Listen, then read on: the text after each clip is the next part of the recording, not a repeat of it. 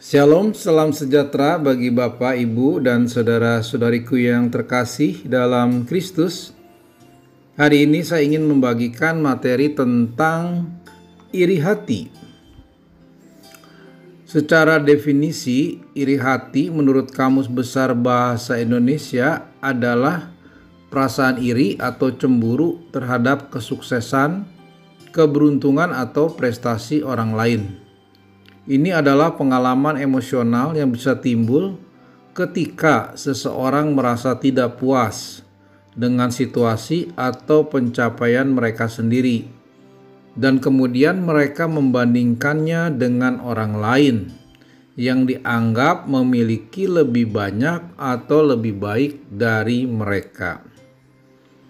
Perasaan iri hati seringkali muncul karena adanya perasaan kurangnya atau ketidakadilan yang dapat mempengaruhi hubungan antar pribadi dan kesejahteraan mental seseorang jika tidak diatasi dengan baik. Apa yang bisa kita lihat dari tanda-tanda orang yang mengalami iri hati? Ada beberapa tanda umumnya yang berkaitan dengan iri hati. Yang pertama adalah perbandingan terus-menerus. Mereka yang iri hati cenderung selalu membandingkan diri mereka dengan orang lain, terutama hal keberhasilan, kekayaan, atau kebahagiaan. Yang kedua adalah perasaan tidak puas. Orang yang mengalami iri hati seringkali merasa tidak puas dengan apa yang mereka miliki atau capai di dalam hidup mereka sendiri. Yang ketiga adalah reaksi emosional yang intens. Artinya, mereka mungkin merasa marah, sedih, atau frustasi ketika melihat atau mendengar tentang kesuksesan atau kebahagiaan orang lain. Yang keempat adalah perilaku bersifat bersaing.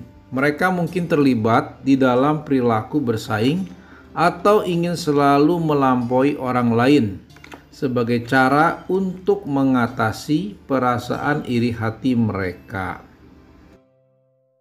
Yang kelima adalah menyalahkan orang lain. Mereka cenderung menyalahkan orang lain atau situasi tertentu atas kegagalan atau ketidakberhasilan mereka sendiri. Yang keenam adalah kurangnya empati. Mereka mungkin kesulitan merasa senang atau berempati dengan kesuksesan orang lain karena perasaan iri yang begitu kuat. Yang ketujuh, menunjukkan perubahan perilaku.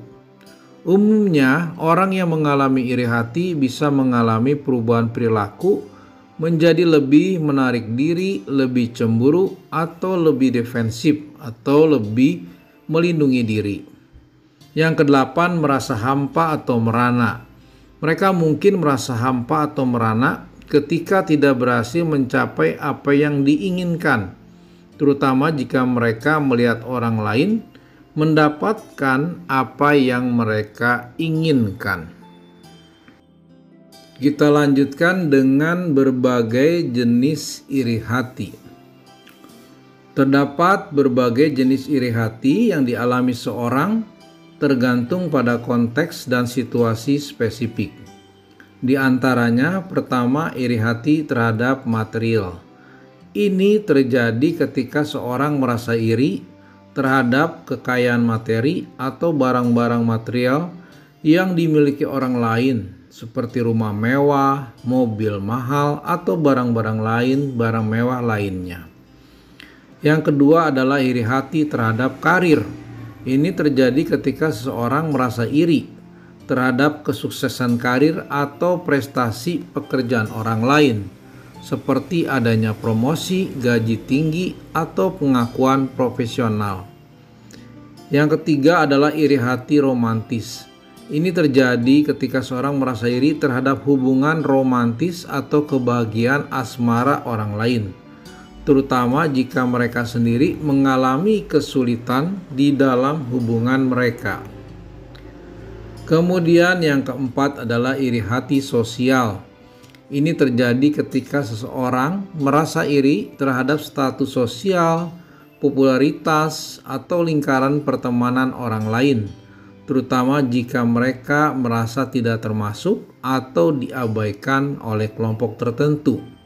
Di Alkitab juga iri hati ini terjadi pada kisah Kain dan Habel, di mana persembahan Habel diterima oleh Allah sedangkan persembahan Kain tidak diterima. Karena iri hati terhadap Habel, akhirnya Kain membunuh Habel. Kemudian yang berikutnya, yang kelima adalah iri hati kecantikan atau penampilan. Ini terjadi ketika seorang merasa iri hati terhadap penampilan fisik atau kecantikan orang lain yang seringkali dipengaruhi oleh standar kecantikan yang tidak realistis. Yang keenam adalah iri hati atas kepintaran atau bakat. Ini terjadi ketika seorang merasa iri terhadap kecerdasan atau bakat alami orang lain dalam bidang tertentu seperti bakat musik, seni, atau keahlian akademis. Kemudian yang ketujuh adalah iri hati dalam keluarga. Ini terjadi ketika seorang merasa iri terhadap hubungan keluarga atau kedekatan emosional yang dimiliki oleh orang lain, terutama jika mereka sendiri memiliki hubungan keluarga kurang harmonis atau mendukung. Ini terjadi di Alkitab dalam keluarga Yakub, di mana Yakub mempunyai 12 anak. Salah satu anaknya adalah Yusuf. Nah, Yusuf ini sangat disayang oleh Yakub sehingga membuat iri para saudara-saudaranya. Karena iri, akhirnya Yusuf dijual ke pedagang Midian. Setiap jenis iri hati memiliki dampak yang unik pada kesejahteraan seseorang, dan mengenali jenis iri hati mungkin dialami dapat menjadi langkah awal dalam mengatasinya dan meningkatkan kesejahteraan emosional. Kita lanjutkan bagaimana iri hati ini berdampak yang sangat besar jika manusia atau seseorang tidak mengendalikan iri hati. Dampak iri hati yang tidak terkendali dapat merugikan individu baik secara mental, emosional, dan sosial. Ada beberapa dampak negatif diantaranya. Pertama adalah stres dan kecemasan. Perasaan iri hati yang terus-menerus dapat menyebabkan tingkat stres dan kecemasan yang tinggi. Individu mungkin merasa tertekan karena terus-menerus membandingkan diri mereka dengan orang lain. Yang kedua adanya rasa tidak bahagia dan tidak puas. Orang yang terus-menerus merasa iri cenderung merasa tidak bahagia dengan kehidupan mereka sendiri dan tidak puas dengan apa yang mereka miliki. Yang ketiga adanya gangguan hubungan antar pribadi. Iri hati yang tidak terkendali akan merusak hubungan antar pribadi. Perasaan cemburu dan kecemburuan yang tidak terkendali menyebabkan konflik dalam hubungan dengan teman, keluarga, maupun dalam pasangan. Yang keempat, adanya kehilangan kesehatan mental. Iri hati yang tidak terkendali berkontribusi pada masalah kesehatan mental seperti depresi, kecemasan, dan gangguan makan. Kemudian rasa inferioritas atau rasa rendah diri. Terus-menerus dengan membandingkan diri kepada orang lain dan merasa iri dapat menyebabkan perasaan yang rendah diri. Kemudian yang berikutnya adalah kegagalan dalam meraih tujuan. Fokus yang terlalu kuat pada apa yang dimiliki atau dicapai oleh orang lain daripada memperbaiki diri sendiri dapat menghambat kemajuan pribadi dan merugikan di dalam mencapai tujuan. Dan yang terakhir adalah kurangnya kepuasan hidup. Dampak orang yang iri hati ini akan mengalami kurangnya kepuasan hidup secara keseluruhan karena mereka tidak dapat menikmati momen-momen mereka sendiri tanpa membandingkannya dengan orang lain. Kita masuk dalam pandangan Alkitab terhadap iri hati. Di dalam Alkitab, iri hati seringkali dianggap sebagai dosa atau perilaku yang tidak diinginkan. Berikut ini adalah beberapa ayat Alkitab yang membahas tentang iri hati.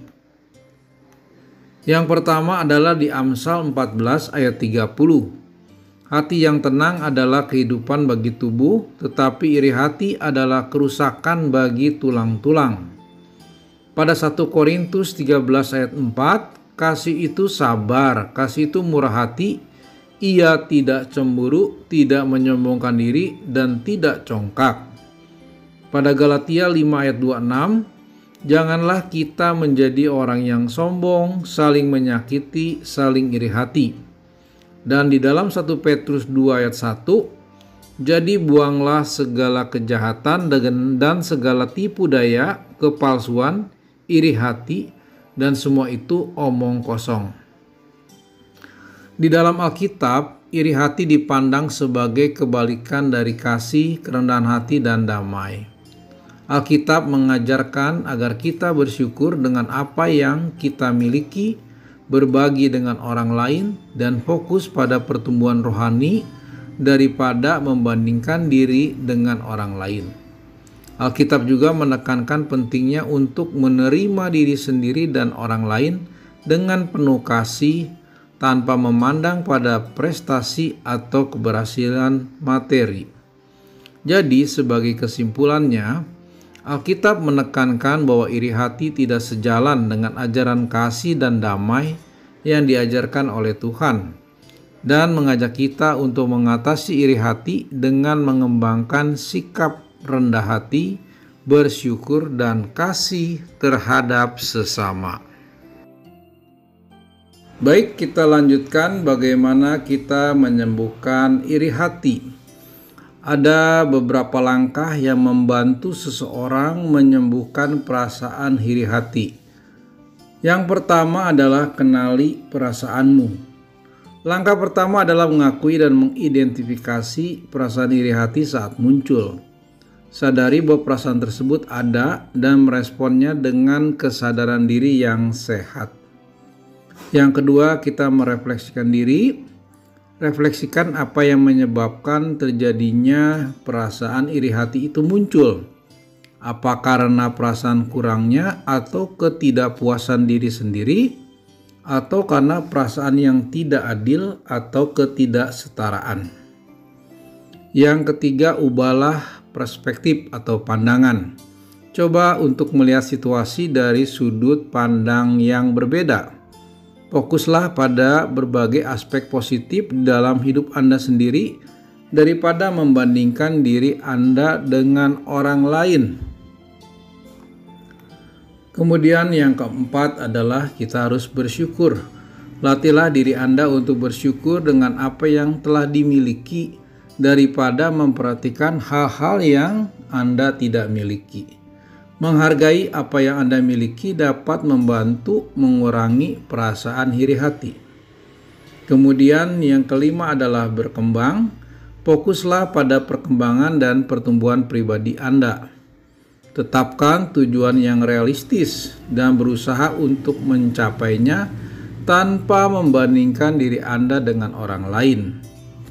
Yang keenam, praktekkanlah empati.